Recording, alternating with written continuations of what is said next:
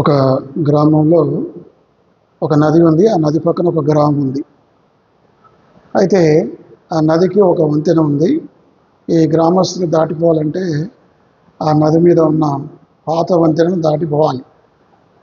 అయితే అలా వెళ్తూ వస్తూ వ్యాపారాలు చేసేవాళ్ళు, ఉద్యోగాలు చేసేవాళ్ళు ప్రతిదానికి ఆ బ్రిడ్జిని, ఆ పాత వంతెనను వాళ్ళు ఉపయోగించుకునేవాళ్ళు. ఒకరోజు నా దూరపు బంధువు ఒకతను చెప్పాడు, మరి కొద్ది రోజుల్లో తీవ్రమైన తుఫాను వస్తుంది, వర్షం వస్తుంది, నది ఉప్పొంగుతుంది, ఈ బ్రిడ్జి కూలిపోయే ప్రమాదం ఉందని ఒక వ్యక్తి వార్త తీసుకుని వస్తాడు. అప్పుడు గ్రామస్తులందరూ ఒక దగ్గర సమావేశమవుతారు. పెద్దలు ఈ విషయాన్ని అందరికీ చెప్తారు. చూడు, పెద్ద తుఫాను వస్తుందట, నది ఉప్పొంగుతుందట, బ్రిడ్జి కోల్పోతుందట, మనం ఏదైనా ఇంకొక మార్గం ఏర్పరచుకోవాలి, కొత్త బ్రిడ్జిని కట్టుకోవాలి, లేదంటే ఇంకేదైనా ఏర్పాటు చేసుకోవాలి నదిని దాటడానికని వాళ్ళందరూ చెప్పుకున్నారట. అయితే అందులో ఏలియాస్ అని ఒక వ్యక్తి ఉన్నాడు ఆ గ్రామంలో. అతను కూడా నమ్మాడు, వాళ్ళు చెప్పిన విషయాన్ని అతను కూడా నమ్మాడు. ఏమని నమ్మాడు? తుఫాను వస్తుందని నమ్మాడు, నది పొంగుతుందని నమ్మాడు, బ్రిడ్జి కూలిపోతుందని నమ్మాడు, అన్నీ నమ్మాడు. కానీ దానికి తగిన చర్యలు ఏమి తీసుకోలేదు. ఏమి చర్యలు? మిగతా వాళ్ళందరూ కూడా మరి ఆ బ్రిడ్జిని చక్క చేస్తున్నారు, చెక్కలతో వేరొక బ్రిడ్జిని కడుతున్నారు, పడవలు తయారు చేసుకుంటున్నారు, అన్ని ప్రయత్నాలు వాళ్ళు చేశారు. కానీ ఇతను మాత్రం ఏమీ చేయలేదు. ఏమీ చేయకుండా మరి నమ్మట్లేదా? అని నమ్మకం ఉందా లేదా? ఆయనకి నమ్మకం ఉంది, కానీ నమ్మకం ఉంది కానీ ఏమీ పని చేయకుండా నిష్క్రియంగా అతను ఉన్నాడు. అంటే ఏమీ క్రియ చేయకుండా, రియాక్షన్ లేకుండా ఖాళీగా ఉండిపోయాడు. ఒక దినం రానే వచ్చింది, తుఫాను వచ్చింది, నది ఉప్పొంగింది, బ్రిడ్జి కూలిపోయింది. అంతకన్నా ముందే అందరూ సిద్ధపడ్డారు కనుక వారందరూ నది దాటి వెళ్ళిపోయారు. అందరూ పడవల్లో, అందరూ తగు విధంగా వారందరూ కూడా అంతా వెళ్ళిపోయారు. ఇతను ఏమీ చేయలేదు కనుక ఇతను ఒక్కడే మిగిలిపోయాడు, ఎంతో నష్టపోయాడు. దేవుని బిడ్డలంగా మనం ఏం చేయాలంటే మరి క్రియలు చేయాలి. కేవలం నమ్మితే సరిపోదు, విశ్వాసం అంటే సరిపోదు. విశ్వాసమే కాదు, క్రియలు కూడా ఉండాలి. కాబట్టి మన క్రియలు మనం గతంలో కూడా చూసాము. యాకోబు రాసిన పత్రిక 22వ అధ్యాయం, మొదటి అధ్యాయం 22వ వచనం. యాకోబు 1:22, మీరు మాత్రమై ఉండి మిమ్మల్ని మీరు మోసపుచ్చుకోకుండా. కాబట్టి మనం మాట్లాడితే సరిపోదు, వాక్యాన్ని బోధిస్తే సరిపోదు, వాక్యాన్ని వింటే సరిపోదు, విశ్వాసం ఉందని చెప్పుకుంటే సరిపోదు. కానీ విశ్వాస ప్రకారంగా మనం ఏం చేయాలి? క్రియలు చేయాలి, దాని ప్రకారం ప్రవర్తించాలి. యేసు ప్రభువు వారు ఆ యొక్క చివరి దినాల్లో ప్రభువా ప్రభువా అని ప్రార్థన చేస్తారట. ప్రభువా మరి మీ నామమున మేము అద్భుతములు చేయలేదా? మీ నామమున మేము దయ్యములను వెళ్ళగొట్టలేదా అని అంటే యేసు ప్రభు అంటాడు, మీరెవరో నేను ఎరగను, అక్రమం చేయలేవారా, మీరు నా ఎదురు నుండి పొండి. పరలోకమందున నా తండ్రి చిత్త ప్రకారం ప్రవర్తించేవాడే పరలోకంలో ప్రవేశిస్తాడు. కాబట్టి మాటలు కాదు కానీ ఏం ఉండాలి? క్రియలు. చాలాసార్లు మనం ఎక్కువగా మాట్లాడతాం, ఎక్కువగా బోధిస్తాం, ఎక్కువగా విశ్వాసం కూడా పెట్టుకుంటాం. కానీ విశ్వాసానికి తగిన క్రియలు మన జీవితంలో లేకపోతే అదంతా క్రైస్తవ జీవితానికి పునాది ఏమిటి? విశ్వాసం. ఏమిటంటే క్రైస్తవ జీవితానికి పునాది ఏమిటి? విశ్వాసం. అందుకే ఎఫెసీ 2:8-9 ఉంది, మీరు విశ్వాసం చేత కృపచేతనే రక్షింపబడి. మన దేని వల్ల రక్షింపబడ్డాం? కృప, విశ్వాసం ద్వారా రక్షించబడ్డాం. మన ఆత్మీయ యాత్ర కూడా వెలుచూపు వలన కాక విశ్వాసం వల్లే నడుచుకొనిచున్నాం. మన ఆత్మీయ యాత్రలో విశ్వాసం ఉంది కాబట్టి నడుచుకుంటున్నాం. అర్థమైందా? విశ్వాసం లేకుండా దేవునికి ఇష్టమైనట అసాధ్యం. Hebrew 11:6. కనుక విశ్వాస సంబంధము కానిదేదో అది పాపమని రోమా 14:27 కూడా ఆ మాటలు ఉంటాయి. కాబట్టి విశ్వాసుల జీవితానికి మూలమైనది విశ్వాసమే. విశ్వాసం లేకుండా విశ్వాసం అవసరమే, కానీ ఉట్టి విశ్వాసం. ఇప్పుడు మనం చదివిన వాక్య భాగం యాకోబు 2వ అధ్యాయం 14-26లో 3 విశ్వాసాల గురించి నేను మీతో మాట్లాడతాను. ఎన్ని విశ్వాసాలు?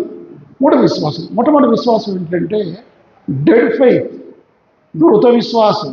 ఏ విశ్వాసం ఉంటుంది? మృతమైన విశ్వాసం అంటే చచ్చిపోయిన విశ్వాసం. చూడండి 14 చదువుతాను. నా సహోదరులారా, క్రియలు లేనప్పుడు ఎవడైనా తనకు విశ్వాసము కలదని చెప్పిన ఏమి ప్రయోజనము? అటు విశ్వాసం అతను రక్షింపగలదా? కాబట్టి విశ్వాసమే ఉంది, క్రియలేమి లేవు. విశ్వాసం అని చెప్పుకుంటున్నాం, విశ్వాసులే అని చెప్పుకుంటున్నాం. మన గురించి ఇతరులు విశ్వాసం చెప్పుకుంటున్నారు, కానీ దానికి సంబంధించిన క్రియలు మన జీవితంలో లేవు. కాబట్టి అది మృతమైన విశ్వాసం మొదటిది. చూడండి 17వ వచనం. అలాగే విశ్వాసము క్రియ లేనిదైతే అది ఒంటిగా ఉండి మృతమైన దగును. చూసారా, మృతమైన విశ్వాసం.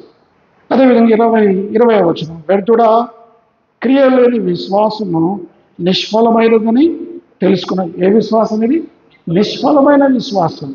తర్వాత 26వ వచనంలో ఉంది, కొంచెం వాల్యూమ్ తగ్గించు. 26వ వచనం. ప్రాణము లేని శరీరం ఎలాగో మృతమో అలాగే క్రియలు లేని విశ్వాసము మృతము. ఒక డెడ్ బాడీని పడుకోబెట్టిన తర్వాత దానికి ప్రాణం ఉంటుందా? ఉండదు. దానికి ఆకలి అవుతుందా? ఏమి, దాని మాటలు వింటుందా? వినడా. అట్లాగే క్రియలు లేకుండా ఒక వ్యక్తి విశ్వాసం ఉంటే చచ్చిపోయిన వారితో సమానం అని చెప్తున్నాడు. మొట్టమొదటి మృతమైన విశ్వాసం. ఈ విశ్వాసం ఏముంటుందంటే ఇందులో ఇది ఇంటలెక్చువల్ ఉంటుంది. అంటే వాక్యాలు వింటారు, వాక్యాన్ని మనసులో పెట్టుకుంటారు, చర్చలకు వస్తుంటారు, కొడుకులకు వస్తుంటారు, కానీ దానికి సంబంధించిన క్రియలు వాక్యానికి లోబడరు, క్రియలు వారి జీవితంలో ఉండవు. ఒక ఉదాహరణ ఇచ్చాడు. ఎవరు? యాకోబు. ఏ ఉదాహరణ ఇచ్చాడు? 15వ వచనం. సహోదరుడైనను సహోదరి అయినను దిగంబరులై ఆనాటికి భోజనం లేక ఉన్నప్పుడు మీలో ఎవడైనాను శరీరమునకు కావలసిన వాటి ఇయ్యక సమాధానముగా వెళ్ళుడి, చలి కాచుకునుడి, తృప్తి పొందుడని చెప్పిన ఏమీ ప్రయోజనము. చూసారా, అతనికేమో వస్త్రాలు లేవు. అతను మందిరానికి వచ్చాడు. ఎవరతను? బయటి వాళ్ళు కాదు వాళ్ళు. సరే, బయట వాళ్ళకంటే మీరు చేసినా చేయకున్నా అది వేరే విషయం. ఎవరతను? వాళ్ళెవరు? సహోదరులు సహోదరి అంటే అర్థమైంది. వాళ్ళు దేవునికి చెందిన వాళ్ళు, సంఘానికి చెందిన వాళ్ళు. అలాంటి వాళ్ళు ఒకడు వచ్చాడు. ఎలా వచ్చాడు అతను? ఎలా వచ్చాడు? భోజనం లేదు, శరీరానికి కావలసిన వస్త్రాలు లేదు, దిగంబరిగా ఉన్నాడు. అప్పుడు మనం ఏం చేయాలి? అతనికి ఏం చేయాలి? మనిషికి కావాల్సిన కనీస అవసరాలు ఏంటివి? మనిషికి కావాల్సిన కనీస అవసరాలు ఏంటివి? ఆహారము, వస్త్రాలు. ఇవి బేసికల్ నీడ్స్ కదా. కాదు, కూడు గూడు గుడ్డ అంటారు కదా. కాబట్టి ఇవి ప్రాథమికంగా మనిషికి అవసరం. అవి లేకుండా వచ్చాడు. మనం ఏం చేయాలి? విశ్వాసంగా ఏం చేయాలని మనకు అతనికి ఇవ్వాలి. 1 తిమోతి 6వ అధ్యాయం 8వ వచనం. 1 తిమోతి 6వ అధ్యాయం 8వ వచనం. దొరికిందమ్మా? 1 తిమోతి. ఏమీ తెలియదు,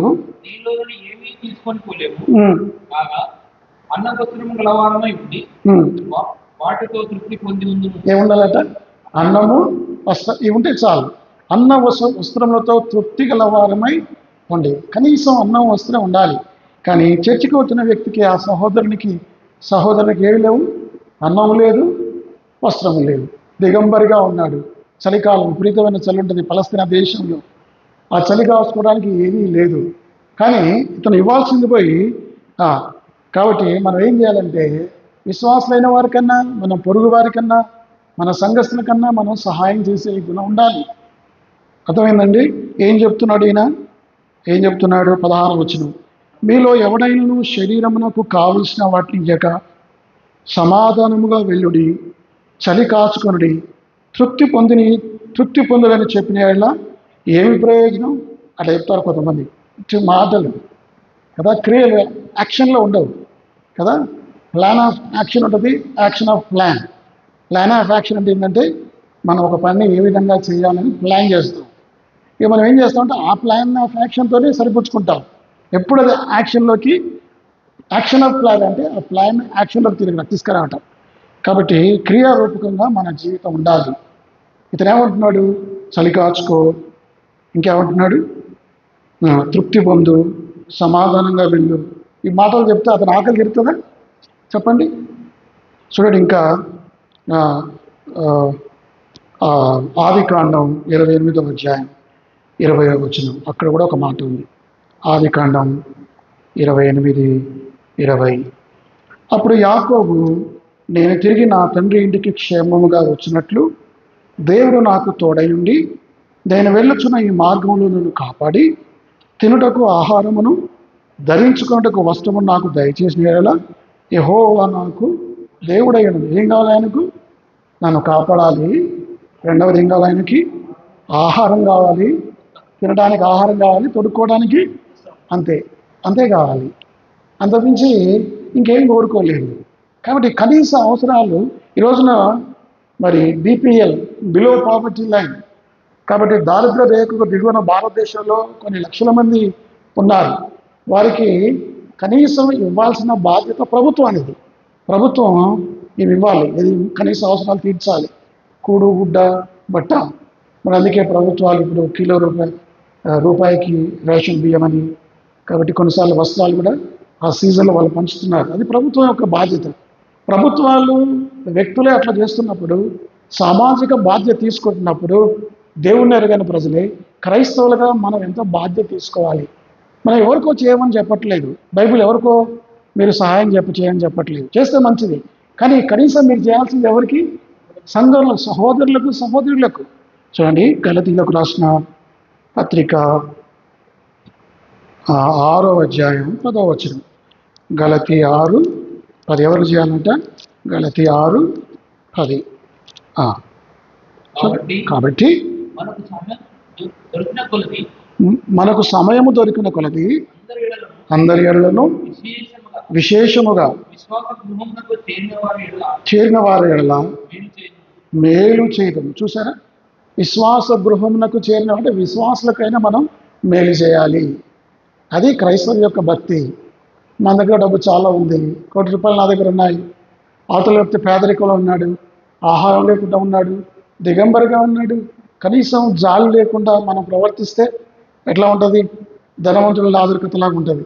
పైన ధనవంతుడు ఉదారంగా వస్త్రాలు వేసుకుంటున్నాడు, కింద లాజరు కురూపి వస్త్రాలు, కనీసం ఒక రొట్టె ముక్కలు కూడా వేయట్లేదు. అలా ఉంటుంది పరిస్థితి. దేవుని అడిగిన మరి అతనైతే దేవుణ్ణి నమ్ముకోలేదు. ఎవరు?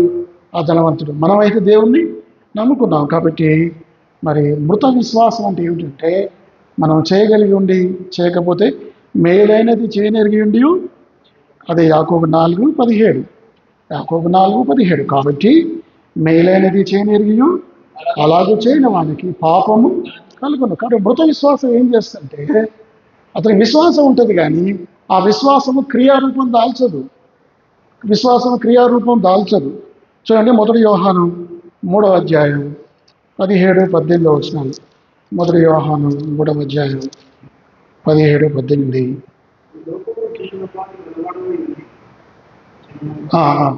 చదువునాను. ఈ లోకపు జీవనోపాధి గలవాడవై ఉండి తన సహోదరునికి లేమి కలుగుట చూచియు అతని ఎడల ఎంతో మాత్రము కనికరం చూపని వాని యందు దేవుని ప్రేమ ఎలాగూ నిలుచును. ఎంత చక్కని మాట! ఈ లోకంలో నీకు జీవనోపాధి ఉంది, ఈ లోకంలో నీకు డబ్బు ఉంది, ఈ లోకంలో నీకు ఐశ్వర్యం ఉంది. అయితే సహోదరునికి ఏం లేదట? అతని ఎడల తన సహోదరునికి లేమి కలుగుట.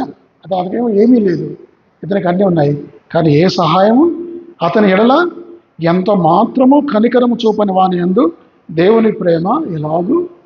చక్కని మాటలు. కాబట్టి ఇది మాటలతో కాదు మనం ప్రేమించేది. ఎలా ప్రేమించాలి? ఆ కింది వచనం చదవన్నాను. చిన్నపిల్లలారా, మాటతోనూ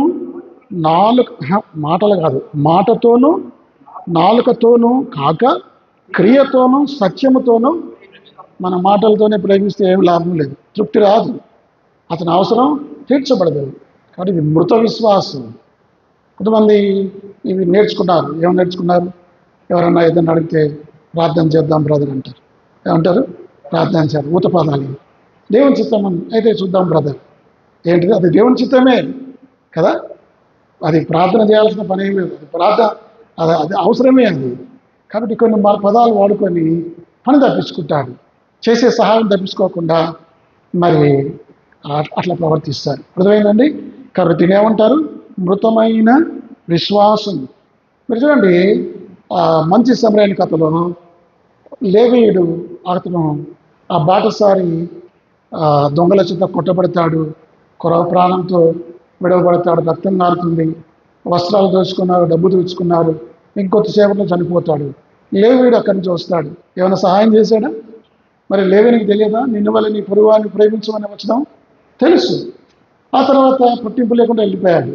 అంటే విశ్వాసం ఉంది కానీ దాని క్రియారూపంగా తీసుకురాలేదు. తర్వాత యాజకుడు వచ్చాడు, ధర్మశాస్త్రం తెలిసినవాడు కదా. మరి లేవీయుడేమో అర్పణలకు బలులకు గుర్తు, ఈ యాజకుడేమో ధర్మశాస్త్రానికి గుర్తు. అర్థమైందా? అతను కూడా ఏమి ధర్మశాస్త్రం వెళ్ళిన వాడే, అతను కూడా ఏమి సహాయం చేయలేకపోయాడు. అయితే ఒక సమరయుడు ఏం చేశాడు?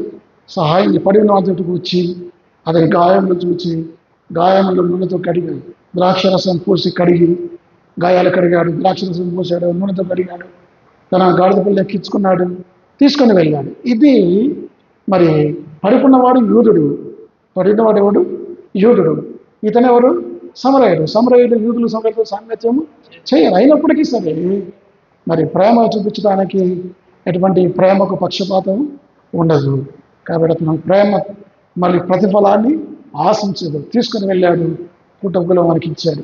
అది నిజమైన మరి విశ్వాసం. ఇలా లేకుండా కేవలం మాటలు చెప్పుకొని పబ్బం గడుపుకుంటే క్రియ లేకుండా ప్రజలు మళ్ళీ ఏమనుకుంటారంటే నేటి బీరకాయలో ఏముండదు, నేటి ఉండదు, నెయ్యి ఉండదు. అట్లాగే వీళ్ళు విశ్వాసలే, లేకపోతే వాళ్ళు విశ్వాసలే కానీ వారికి పుట్టిగా పేరుకే నమ్మకార్థ క్రైస్తవులే వీళ్ళు అని ప్రజల గురించి మన గురించి చెప్పుకుంటారు. మనం ఏదైనా క్రియలు చేస్తే, ఏదైనా ఇతరులకు సహాయం చేస్తే, ఎవరికైనా మేలు చేసి ఉపకారం చేస్తే అది మంచిది.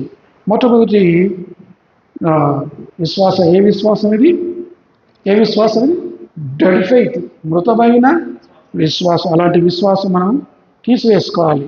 ఈ మృత విశ్వాసం గల వాళ్ళు ఏం చేస్తారంటే మందిరానికి వస్తారు, కురికలకు వస్తారు, ఆరాధన చేస్తారు, బలలో చేయవేస్తారు, అన్ని యాక్టివిటీ చేస్తారు, వాక్యం కూడా తెలుస్తుంది, నాకు వాక్యం కూడా అన్ని చేస్తారు, మీరు బోధిస్తారు, వింటారు. కానీ దాని క్రియారూపంగా తమ జీవితంలో దాన్ని అన్వయించుకోరు, దాని ప్రకారంగా వాళ్ళు ప్రవర్తించరు. ఏ ఫెయిత్ ఇది? Which is called dead faith. అది మొట్టమొదటి. ఇక రెండవది డెమానిక్ ఫెయిత్. ఏం ఫెయిత్ ఇది? దయ్యాల విశ్వాసం. డెమానిక్ ఫెయిత్ అంటే రెండవది. ఇప్పుడు దయ్యంలో విశ్వాసం గురించి మాట్లాడదాం. చూడండి 19-20 వచనాలు. యాకోబు 2:19-20. దేవుడు ఒక్కడే నీవు నమ్ముచున్నావు, అలాగూ నమ్మటం మంచిదే. దయ్యములను నమ్మి వణుకుచున్నవి. దయ్యాలు కూడా నమ్ముతాయి. మీకు తెలుసా? మనకంటే ఎక్కువ దయ్యాలు ఏమని నమ్ముతాయి? దయ్యాలు దేవుడు ఒక్కడే నమ్ముతాయి. దేవుడు ఒక్కడే నమ్ముతాయి. అది మాత్రం కాదు, యేసుక్రీస్తు దేవుడా నమ్ముతాయి. యేసుక్రీస్తే దేవుడని కూడా నమ్ముతాయి. అది మాత్రమే దయ్యాలు ప్రార్థన కూడా చేస్తాయి. మీకు తెలుసా? దయ్యాల ప్రార్థన కూడా యేసు ప్రభువు వారు వింటాడు. దయ్యాల ప్రార్థన వింటాడు. ఎందుకంటే గెరాసేను దేశంలో బంధువులు అవి ప్రార్థన చేశారు. దయ్యాలు ప్రార్థన చేశాయి. ఎవరిని ప్రార్థన చేశారు? ప్రభువా, మమ్మల్ని అగాధంలోకి పంపకు, పాతాళంలోకి మమ్మల్ని పంపకు, కానీ మమ్మల్ని ఏం చేస్తామంటే ఆ పందుల ఏమన్నా చెప్పుకున్నాం, ఆ పందులను సముద్రంలో మేము పందుల్లో పోయేటట్టుగా మాకు సహాయం చేయని అవి మొరపెట్టుకుంటే యేసు ప్రభువు వారు వాటి ప్రార్థన విన్నాడా? వినలేదా? విన్నాడు. విని ఆ దయ్యాలన్నీ ఆ పందులోకి పోయాయి. ఆ పందులు పోయి సముద్రంలోకి పడి చచ్చిపోయాయి. అంటే దయ్యాలు యేసు ప్రభు నమ్ముతున్నాయి. రెండవ దయ్యాలు ప్రార్థన చేస్తున్నాయి, కానీ వాటికి రక్షణ లేదు. నువ్వు నమ్మితే నీకు రక్షణ ఉంది, మనం నమ్మితే మనకు రక్షణ ఉంది. దయ్యాలు ఎంత నమ్మినా వాడికి రక్షణ లేదు. కాబట్టి దయ్యం వంటి కొంతమందికి డెమానిక్ ఫెయిత్ ఉంటుంది. చూడండి దయ్యాలు ఏమని పలుకుతాయి? మార్కు సువార్త 3వ అధ్యాయం 11-12 వచనాలు. మార్కు సువార్త 3వ అధ్యాయం 11-12. పట్టిన వారు చూడగానే సాగిలపడి నీవు దేవుని కుమారుడవని చూసారా? ఎవరు చెప్తున్నారని? వాళ్ళు కాదు, దయ్యాలు. వాళ్ళు ఉన్న దయ్యాలు, అయ్యా నువ్వు దేవుని కుమారుడవని చెబుతున్నారు. ఇంకా 12 కూడా తన్ని ప్రసిద్ధి చేయవద్దని చూసినా వాడికి చెప్పాడు, దయ్యాలకు చెప్పాడు. ఏమని? యేసుప్రభు నా గురించి మీరు ఎక్కువ చెప్పొద్దు. ఎందుకంటే ఒకప్పుడు ఇవన్నీ ఎవరు? ఈ దయ్యాలను ఒకప్పుడు ఎక్కడున్నాయి? పరలోకంలో ఉన్నాయి. దేవదూతలుగా ఉన్న దేవదూతలే వీళ్ళు ఇప్పుడు పడిపోయి దయ్యాలుగా. మీకు తెలుసా, దేవుడు సృష్టించిన సృష్టిలో మొట్టమొదటిగా ఎంతమంది దేవదూతలు ఉన్నారు? అందులో 1/300 మంది సైతాను లూసిఫర్ చేత అటు తిరిగి వారందరూ పడద్రోయబడ్డారు. ఈ పడద్రోయబడిన దేవదూతలే దయ్యాలు. అర్థమైందా? ఈ దయ్యాలకు ఒకప్పుడు దేవదూతలవి, కానీ తిరుగుబాటు చేశారు. ఉత్తర దిక్కున్న సభాపర్వతం మీద నన్ను నేను హెచ్చించుకుందనని సైతాను చెప్పి లూసిఫర్ ప్రధాన దూతగా ఉన్నప్పుడు చెప్పాడు కదా. ప్రధాన దూత పక్షమేమో 1/300.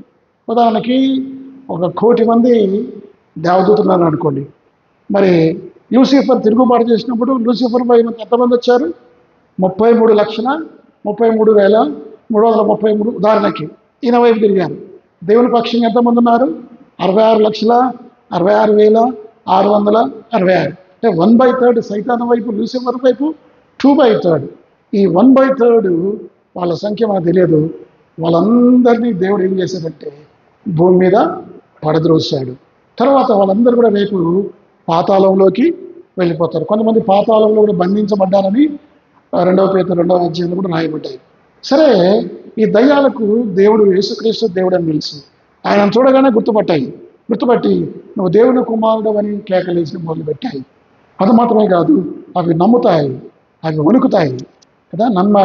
దయ్యాలు కూడా నమ్ముతున్నాయి, దయ్యాలు కూడా వణుకుతాయి. చూడండి ఆ మాటలు 19. దేవుడు ఒక్కడే నీవు నమ్ముచున్నావు, యాకోబు 2:19. అలాగూ నమ్మటం మంచిదే.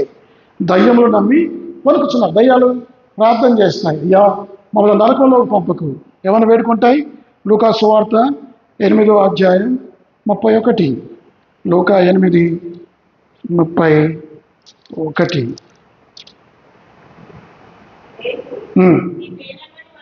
అడగక వచ్చొచ్చుండి కనుక చెప్పి పాతాళంలోనికి పోటకు తమకు ఆజ్ఞాపింపవద్దని ఆయనను. చూసారా, యేసు ప్రభువారు ఒక్క మాట చెప్తే దయ్యాలకు ఏమని? మీరంతా పాతాళంలోకి పొండి అంటే వారందరూ నరకంలోకి. కొన్నిసార్లు కొన్ని దయ్యాలు చెప్పాయి, అయ్యా సమయం రాకముందే మమ్మల్ని ఎందుకు బాధపెడుతున్నాం? మా సమయం ఇంకా రాలే కదా, ఇంకొంతకాలం మేము భూమి మీద ఉంటాం కదా అని కూడా మొరపెట్టుకుంటున్నాయి. అంటే నేను చెప్పేది అంటే దయ్యాలు కూడా నమ్ముతాయి, కానీ వాడికి ఎమోషన్ ఉంటుంది కదా. Emotion, intelligence. ఇప్పుడేమో డెడ్ ఫెయిత్లోనేమో ఓన్లీ ఇంటలెక్చువల్ వివేచన ఉంటుంది, గ్రహింపు ఉంటుంది. ఈ డెమోనిక్ ఫెయిత్లో ఏముంటుందంటే ఇంటలెక్చువల్తో పాటు ఎమోషన్స్ ఉంటాయి, భావోద్వేగాలు ఉంటాయి. అంటే ఈ దయ్యాల విశ్వాసం, డెమోనిక్ ఫెయిత్ ఉన్న వాళ్ళు భావోద్వేగానికి గురవుతారు. వాళ్ళు ఫీల్ అవుతారు, మేము రక్షణ పొందామని ఫీల్ అవుతారు. వాళ్ళు కూడా ఏడుస్తారు, వాళ్ళు కూడా ప్రార్థన చేస్తారు, వాళ్ళు కూడా వేడుకుంటారు, అన్ని రకాలు వాళ్ళు కూడా నమ్ముతారు. దయ్యములు నమ్మి ఇంకేం చేస్తున్నాయి? వణుకుతున్నాయి. వాళ్ళు కూడా భయపడతారు దేవునికి భయపడరని కాదు. దయ్యం ఫెయిత్ ఉన్న వాళ్ళు ఏం చేస్తారంటే దయ్యాలు నమ్మినట్టుగా వాళ్ళు నమ్ముతారు. దయ్యాలు దేవునికి ట్రెంబ్లింగ్ అంటారు, వణికినట్లుగా. వణుకటం అంటే భయపడటం కంటే ఎక్కువగా అంతగా వాళ్ళు భయపడతారు. దేవునికి వణికినట్టే వణుకుతారు, దేవునికి భయపడ్డట్టే ఉంటారు. కానీ వారి విశ్వాసం అది వాళ్ళని రక్షించదు. అది క్రియారూపకమైన విశ్వాసము కాదు. రెండవ విశ్వాసం ఏంటంటే ఏంటది? డెమానిక్ ఫెయిత్, దయ్యముల వంటి విశ్వాసం. అట్లా ఉండకూడదు. ఆ విశ్వాసం కూడా మళ్ళీ రక్షించదు. కాబట్టి మొదటి విశ్వాసం మృత విశ్వాసం. విశ్వాసమే ఉంటుంది కానీ క్రియలు లేవు. రెండవ విశ్వాసం దయ్యముల వంటి విశ్వాసం. నమ్ముతారు, వణుకుతారు, కానీ రక్షణ. దయ్యాలకు రక్షణ ఉంటుందా? ఉండదు. రక్షణ పొందరు. మరి అది రెండవది. ఇక మూడవ విశ్వాసం ఏమిటంటే డెమోనిక్ ఫెయిత్. క్షమించాలి, డైనమిక్ ఫెయిత్. ఏ ఫెయిత్ ఇది? డైనమిక్ ఫెయిత్ అంటే గొప్ప విశ్వాసం, మంచి విశ్వాసం. దానికి ఇద్దరు రుజువు పెట్టాడు ఆయన బైబిల్లో. చూడండి ఆ మాటలు 21 చదువుతాను.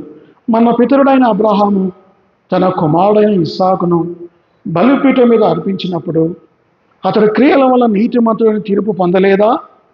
విశ్వాసం అతని క్రియలతో కూడి కార్యసిద్ధి కలగజేసిననియు క్రియల మూలంగా అతని విశ్వాసం పరిపూర్ణమైనదనియు గ్రహించున్నావు కదా. అబ్రాహాముకు విశ్వాసం ఉందా లేదా? విశ్వాసంతో పాటు ఏమున్నాయి? క్రియలు ఉన్నాయి. ఉదాహరణకి దేవుడు చెప్పాడు అబ్రాహాముకు, అబ్రాహమా నీవు నీ ఇంటి వారిని విడిచి వెళ్ళి నేను చెప్పు చోటుకి వెళ్ళమన్నాడు. వెళ్ళమన్నప్పుడు వెంటనే ఏం చేశాడు? ఆ విశ్వాసం నమ్మాడు. నమ్మి అక్కడే ఉన్నాడా? ఇప్పుడు నమ్మిన తర్వాత అక్కడే ఉంటే లాభం లేదు. నమ్మి ఏం చేశాడు? దాని ప్రకారం ఆ దేశాన్ని విడిచిపెట్టి, ఆ ఊరనే స్థలాన్ని విడిచిపెట్టి దేవుడు చెప్పిన చోటి కనానుకు బయలుదేరి వచ్చారు. అది మొదటిది. రెండవది 15వ అధ్యాయంలో ఆదికాండం 15వ అధ్యాయం 6వ వచనం. ఆదికాండం 15వ అధ్యాయం 6వ వచనం. అతడు యెహోవాను నమ్మెను, ఆయన అది నీతిగా. కాబట్టి నమ్మకం వల్ల, విశ్వాసం వల్ల అబ్రహాము నీతిమంతుడిగా తీర్చబడ్డాడు. ఆ సంగతి మనకు తెలుసు. 5వ వచనంలో ఉంది, 15:5. మరియు ఆయన వెలుపలికి అతను తీసుకొని వచ్చి, నీవు ఆకాశం వైపు తేరి చూచి నక్షత్రములు లెక్కించుకు నీ చేతని లెక్కించమని చెప్పి నీ సంతానం అలాగే ఉందని చెప్పాను. అతడు యెహోవాను నమ్మాను. కాబట్టి దేవుని నమ్మాడు, నీతిమంతుడిగా తీర్చబడ్డాడు. మనందరం కూడా మరి ధర్మశాస్త్ర సంబంధమైన క్రియల మూలముగా రక్షింపబడలేదు, కానీ విశ్వాసం ద్వారా రక్షించబడ్డాం. ఎందుకు విశ్వాసం ద్వారా రక్షించబడ్డాం? క్రియల ద్వారా కాదు, కానీ క్రియల కొరకు రక్షించబడ్డాం. నా మాటలు మీరు అర్థమవుతుందా? We are not saved by works but for works అని ఒక స్టేట్మెంట్ ఉంది. మనం క్రియల వలన కాదు, కానీ క్రియల కొరకు రక్షించబడ్డాం. ఒక వ్యక్తి దేవుని యందు విశ్వాసం ఉంచి నీతిమంతుడిగా తీర్చబడిన తర్వాత అతను సత్క్రియలు చేయాలి. ఏం చేయాలి? క్రియలు చేయాలి కదా. కొన్నిసార్లు ఇంతకుముందు మన జీవితంలో ఉన్న క్రియలు ఎలాంటివి? అవి ధర్మశాస్త్ర సంబంధమైన క్రియలు. ఏ క్రియలు అవి? గలతీ 2వ అధ్యాయం 16వ వచనంలో ధర్మశాస్త్ర సంబంధమైన క్రియలు అనే మాట వ్రాయబడ్డది. అదేవిధంగా కొలసీలకు 1:21లో అక్కడ దుష్క్రియలు అనే మాట వ్రాయబడింది. దుష్క్రియలు అంటే దుష్టమైన క్రియలను వ్రాయబడింది. హెబ్రీ పత్రిక 9వ అధ్యాయం 14వ వచనంలో అక్కడ కూడా ఇంకొక క్రియలు ఉన్నాయి. ఏ క్రియలు అవి? హెబ్రీ 9:14 నిర్జీవ క్రియలు. చూసారా? నిర్జీవ క్రియలు, మృతమైన క్రియలు, తర్వాత అంధకార క్రియలు బైబిల్ ఉన్నాయి. ఇవన్నీ ధర్మశాస్త్ర సంబంధమైన క్రియలు. గలతీ 5:20 ఉన్నాయి. శరీర క్రియలు స్పష్టంగా ఇన్నున్నాయి. శరీర క్రియలు, ధర్మశాస్త్ర క్రియలు, నిర్జీవ క్రియలు, మృతమైన క్రియలు, ఇవన్నీ క్రియలు ఉన్నాయి. అయితే ఇప్పుడు మనం దేనికోసం రక్షించబడ్డామంటే, మరి మనం క్రియలు కొరకు సత్క్రియలు. యేసుప్రభువు అంటాడు కొండమీద ప్రసంగంలో, మనుషులు మీ విశ్వాసము చూసి అనలే. ఏమన్నాడు? మనుషులు మీ విశ్వాసము చూచి పరలోకమందున మీ తండ్రిని మహిమపరచన్నాడా? ఏమన్నాడు యేసుప్రభువు వారు? మనుషులు మీ సత్క్రియలను చూచి పరలోకమందున మీ తండ్రిని మహిమపరచినట్లు వారి ఎదుట మీ వెలుగు ప్రకాశించనీయుడి. కాబట్టి సత్క్రియలు అనేవి, విశ్వాసం అంటే సరిపోదు, విశ్వాసము ప్లస్ క్రియలు నాకు ఉండాలి. నేను విశ్వాసము ప్లస్ క్రియల ద్వారా రక్షింపబడలేదు. నేను విశ్వాసం ద్వారా రక్షించబడ్డాను. కానీ ఎందుకు రక్షించబడ్డాను? నేను ఎందుకు రక్షించబడ్డాను అంటే క్రియలు చేయట కొరకు రక్షించబడ్డాను. మంచి క్రియలు చేయాలి, మేలు చేయట కొరకు రక్షించబడ్డాను. ఆ సంగతి మీరు గ్రహించాలి. దీనికి ఆయన 2 ఉదాహరణలు ఇచ్చాడు. ఒకటి అబ్రహాం. అబ్రహాం ఏం చేశాడు? అబ్రహామా, నీకు ఒక్కడైన కుమారుని నీవు నాకు బలిగా ఇచ్చు అన్నాడు. అనగానే ఏంది ప్రభా, ఇదేమన్యాయం, నేను ఎవడేమన్నాడు? నిన్ను అడిగింది, నిన్ను ఇవ్వమన్నది ఎవడు? మళ్ళీ ఇచ్చింది మళ్ళీ ఎందుకు అడుగుతావు అన్నాడా? మనం అదే మళ్ళీ అడిగాను అనుకోండి, నీ కుమారుని బలిగా ఇవ్వటిస్తావా? అప్పుడు అబ్రహాం ఏం చేశాడు? తనకి విశ్వాసం ఉంది, ఆ విశ్వాసాన్ని క్రియారూపంగా చూపించాడు. ఎలా చూపించాడు చూడండి. ఆదికాండం 22వ అధ్యాయం, ఆదికాండం 22 మరి అక్కడ 9 నుంచి అవుతాను. అలాగూ వారిద్దరు కూడి వెళ్ళి దేవుడు అతడితో చెప్పిన చోటికి వచ్చినప్పుడు అబ్రహాం అక్కడ బలిపీఠంను కట్టి కట్టెలు చక్కగా పేర్చి తన కుమారుడు ఇస్సాకును బంధించి ఆ పీఠము పైన కట్టెల మీదను ఉంచెను. అప్పుడు అబ్రహాము తన కుమారుని వధించుటకు తన చెయ్యి చాపి కత్తి పట్టుకొనగా యెహోవా దూత పరలోకం నుండి, అబ్రహామా, అబ్రాహామా అని అతను పిలిచెను. అందుకతడు చిత్తము ప్రభు ఆయను. అప్పుడు ఆయన ఆ చిన్నవాని మీద చేయి వేయకుము. చూసారా? అంటే ఒకవేళ దేవుడు పరలోకి వచ్చి పిలవకపోతే ఏమయ్యేది? వెంటనే వేసేవాడు, తలకాయ ఎగిరిపోయేది. అంటే తన విశ్వాసాన్ని దేని వల్ల రుజుపరుచుకున్నాడు?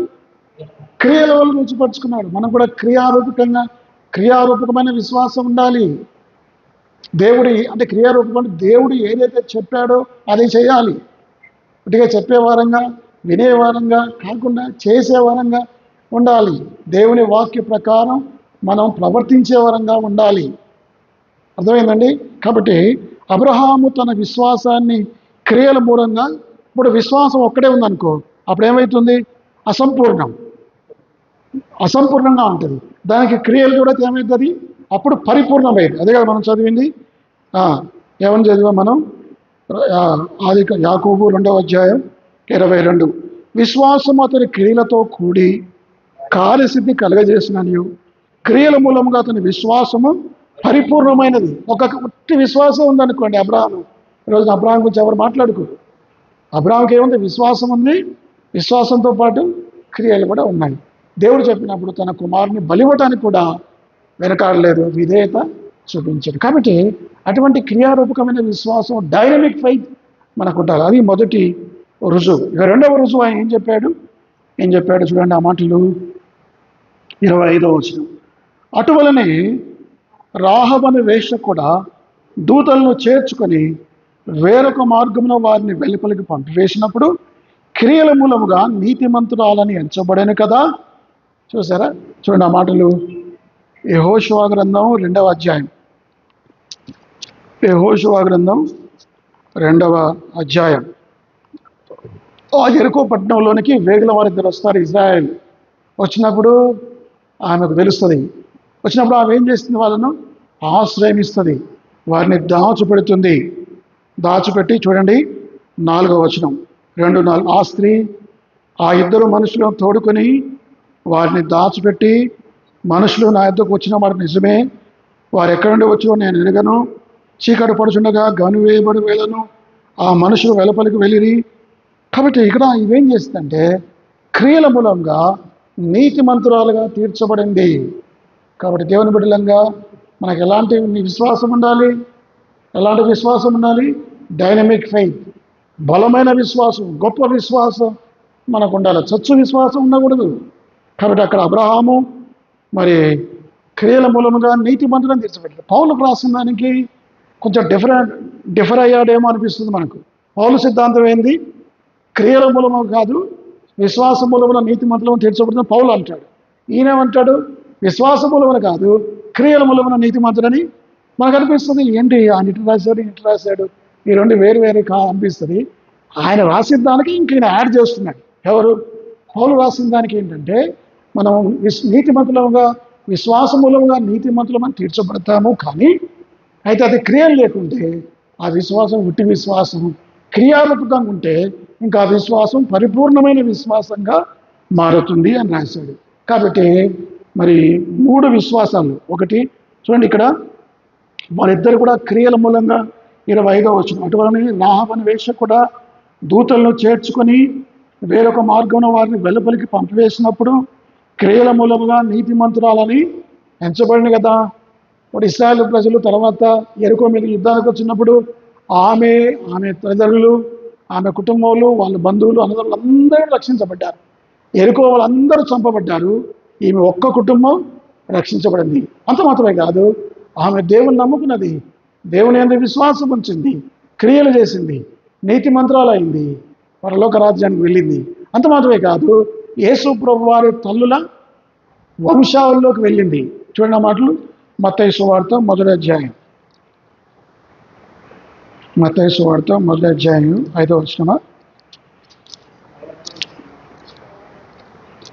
2వ వచనం? అది 5వ వచనం కాదు, 5వ వచనం. నయసోను షల్మాను కలను, షల్మాను రాహునందు భోజనికలను. కాబట్టి రాహు పేరు అంటే ఎక్కడ ఎంటర్ అయింది? యేసుక్రీస్తుల తల్లుల వంశావళిలో 4 ఉన్నారు. 5. ఆ 5లో ఈమె మొట్టమొదటిగా ఎవరామె? రాహబు, రెండవది రూతు, మూడవది ఎవరు? బత్షెబ, నాలుగవది కన్య అయిన మరియ. నలుగురి పేర్లు. యేసుప్రభు వారి తల్లుల వంశాల్లో నలుగురు ఉన్నారు. మొట్టమొదటిగా రాహాబు, తర్వాత రూతు, తర్వాత బత్షెబ. వీరి ముగ్గురితో పాటు మరి మరియ, కన్య మరియ పేరు కూడా వ్రాయబడింది. కాబట్టి దీన్ని బట్టి మనం అర్థం చేసుకోవాల్సింది ఏమిటంటే క్రియల మూలముగా నీతిమంతులుగా తీర్చబడాలి. నేను చెప్పేది ఏమిటంటే మనం కేవలం మేము విశ్వాసులమే చెప్పుకుంటే సరిపోదు, క్రియారూపకంగా నీతిమంతులుగా తీర్చబడాలి. అర్థమైందా? కాబట్టి మరి ఆ విధంగా మనం మరి మూడంతల విశ్వాసాలు. ఏ విశ్వాసం చెప్పండి? మొట్టమొదటిగా మృతమైన విశ్వాసం, దానివల్ల మనకు ప్రయోజనం లేదు. రెండవది దయ్యముల వంటి విశ్వాసం, డెమానిక్ ఫెయిత్. మూడవది డైనమిక్ ఫెయిత్, గొప్ప విశ్వాసం. డైనమిక్ అంటే తెలుగులో ఏమంటారు సాల్మన్? డైనమిక్ అంటే గొప్ప విశ్వాసం. అంత గొప్ప విశ్వాసం, అటువంటి క్రియలు మనకున్నాయా? మనం మృత విశ్వాసం కలిగి ఉండకూడదు. మరి యాకోబు పత్రిక 2వ అధ్యాయంలో ఆ రోజుల్లో వారు ఆకలితో ఉన్నారు, దిగంబరులుగా ఉన్నారు. వారికి ఏ పని కూడా వారికి ఏమీ చేయలేక ఆ సహోదరులకు కావాల్సిన వాటిని ఇవ్వకుండా సమాధానంగా వెళ్ళి చలి కాచుకోండి, తృప్తిగా ఉండండి చెప్పడం వల్ల ఏం ప్రయోజనం? కాబట్టి విశ్వాసం క్రియలు లేకుండా ఒంటిగా ఉంటే అది మృతమైన విశ్వాసం. అలా ఉండకూడదు. మన ఇతరులకు ఏదైనా సహాయం చేయాలి. మరి ముఖ్యంగా విశ్వాసమైన వారి కుటుంబాలకు ఎంతో కొంత సహాయం చేయాలి. మన సహోదరులకు మనం సహాయం చేయాలి. రెండవది దైవం వంటి విశ్వాసం. దైవాలు కూడా నమ్ముతాయి, ప్రార్థన చేస్తాయి, ఎమోషన్ కలిగి ఉంటాయి, ఉద్వేగాలు ఉంటాయి, కానీ వారికి రక్షణ లేదు. ఇక మూడో విశ్వాసం గొప్ప విశ్వాసం. ఎటువంటి విశ్వాసం? అబ్రాహాము వంటి విశ్వాసం. క్రియల ద్వారా వాళ్ళు రుజువుపరుచుకున్నారు కదా. ఏం చేయాలి? Our faith must be proved by our words, hour deeds. Our words must be proved by our deeds. మన క్రియలు ఒకలాగా, మాటలు ఒకలాగా ఉంటే లాభం లేదు. నేను చెప్పే బోధ ఒకలాగా, నా జీవితం ఒకలాగా ఉంటే రెండుకి సరిపోవు. కాబట్టి మనం ఏం మాట్లాడుతున్నామో అదే చేయడానికి ప్రయత్నం చేద్దాం. కాబట్టి మరి అక్కడ సవాల్ ఉంది. ఒకడేమో ఏమంటున్నాడు? యాకోబు పత్రిక 2వ అధ్యాయం ఏమంటున్నాడు? 18. అయితే ఒకడు, నీకు విశ్వాసం ఉన్నది, నాకు క్రియలు ఉన్నవి. క్రియలు లేకుండా నీ విశ్వాసం నాకు కనబరచుము, నేను నా క్రియల చేత నా విశ్వాసం నీకు కనబడుతుందని చెప్పాను. కాబట్టి విశ్వాసము, క్రియలు దీవెన బిడ్డలంగా మరి మూడంతల మరి మనం ముగింపులో పశ్చాత్తాపడదాం. ప్రభు నన్ను క్షమించయ్యా, నీ రక్తంలో నన్ను కడుగు, పవిత్రపరచు. ప్రభా నాకు ఏ విశ్వాసం ఇది? ఏ విశ్వాసం ఇది? మృత విశ్వాసం. మృత విశ్వాసం ఉంది ప్రభా. ఈ మృత విశ్వాసం నాకేమీ సహాయం చేయదు. నేను చచ్చిన వంటి వాడను ప్రభా. ఏ క్రియ చేయట్లేదు, ఏ సహాయం చెప్పట్లేదు, ఇటు మాటలు చెప్పుకొని బ్రతుకుతున్నాను, నేర్చుకున్నాను. క్షమించు ప్రభా అని ప్రార్థన చేయాలి. రెండవది దయ్యం వంటి విశ్వాసం. ప్రభా నమ్ముతున్నాయి, వణుకుతున్నాయి, ఉద్వేగం ఉంది, ఎమోషన్స్ ఉన్నాయి, కానీ వాడికి రక్షణ లేదు. మూడవది మరి అబ్రహాము వంటి విశ్వాసం. ఆమె క్రియల వల్ల నీతిమంతులుగా తీర్చబడ్డాడు ఆయన. మరొక వైపు ఎవరామె? రాహబు. ఆమె కూడా క్రియల ద్వారా మరి తన కుటుంబాన్ని రక్షించుకుంది, నీతిమంతులుగా తీర్చబడింది, పరలోకానికి వెళ్ళింది, యేసు ప్రభుల తల్లుల వంశాల జాబితాలోకి ఆమె చేయాలి. అటువంటి గొప్ప విశ్వాసం మనం కలిగి ఉండాలి. ఆ విధంగా ఉండటానికి ముగింపులో మీకు ఒక చిన్న స్టోరీ చెప్తాను. ఒక వ్యక్తి ఉన్నాడు. ఆ వ్యక్తి ఒక చెప్పుల షాప్ ఓనర్, షూ మేకర్. అతను చాలా మంచి విశ్వాసి, తన ఇద్దరు కుమారులకు చెప్పేవాడు, మీరు దేవుని నమ్ముకున్నారు, నమ్ముకుంటే మీరు ఏం చేయాలంటే క్రియారూపకమైన విశ్వాసం ఉండాలి. మీరు ఎవరికైనా ఏదైనా సహాయం చేయాలి. మరి మీ విశ్వాసాన్ని క్రియారూపకంగా రుజువుపరుచుకోవాలని తన తండ్రి ఎప్పుడు వాళ్ళకి చెప్పేవాడు. పుట్టుకనే విశ్వాసం ఉంటే సరిపోదు, దేవుని నమ్ముకోవాలి, నమ్ముకున్న ప్రకారం మీరు జీవించాలని చెప్పేవాడు. చెప్తే అలాగూ చెప్పిన తర్వాత ఆయనకు ఇద్దరు కుమారులు ఉన్నారు. ఒక ఆయన పేరు థామస్, ఇంకొక ఆయన పేరు శామ్యూయల్. పెద్దవాడు థామస్ అనే వ్యక్తి విశ్వాసం చాలా ఉంది. అతనికి ఏముంది? విశ్వాసం ఉంది.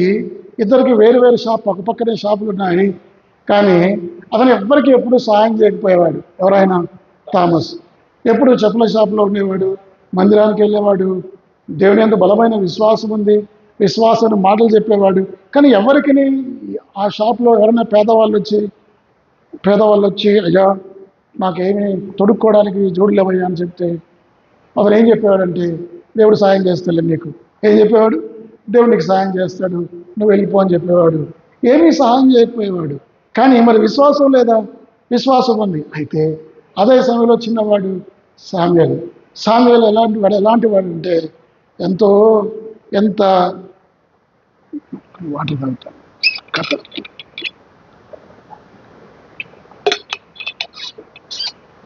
ఈ సామ్యుయేలు ఏం చేశాడంటే, మరి దేవుని నమ్ముకున్న బిడ్డ, దేవుని యందు విశ్వాసం ఉంచాడు. ఎప్పుడు ఇతరులకు సహాయం చేసేవాడు. ఎవరైనా ఏదైనా అడిగితే కాదనపోయేవాడు. ఎవరికైనా మరి పాత జొల్లు ఉంటే కుట్టించేవాడు. లేకపోతే ఎవరికైనా కొత్త జొల్లు కావాలంటే డబ్బులు లేకుండా ఫ్రీగా ఇచ్చేవాడు. ఒకరోజు రాత్రి ఒక విధవరాలు వచ్చింది, బీద విధవరాలు. అయ్యా చలి ఎక్కువగా ఉంది, మరి నాకు బూట్లు లేవు అని చెప్తే ఆయన ఏం చేశాడంటే, మరి అది థామస్ ఆయన పేరు, మొదటి పెద్దల పేరు ఏం పేరు? థామస్. అతను ఏమీ చేయలేదు. కానీ చిన్నవాడు ఏం చేసి లోపలికి వెళ్ళి వెచ్చని బూట్లు తీసుకొని వచ్చి ఆమెకు తొడిగిచ్చాడు. ఆమె చక్కగా వెళ్ళిపోయింది. మరి ఇప్పుడు ఇద్దరికి విశ్వాసం ఉంది. ఎవరికి? థామస్కు విశ్వాసం ఉంది. అయితే కొంతకాలం తర్వాత ఇద్దరు చనిపోయారు. ఆ ఊర్లో అందరూ సామ్యుయేలు గురించే మాట్లాడుకునేవారు. ఎవరు మాట్లాడుకునేవారు? ఎంత గొప్పవాడు, ఎంత విశ్వాసం ఉంది, ఎన్ని క్రియలు చేశాడు, ఎంతమందికి సహాయం చేశాడు అని ఆయన గురించి గొప్పలు చెప్పుకునేవారు.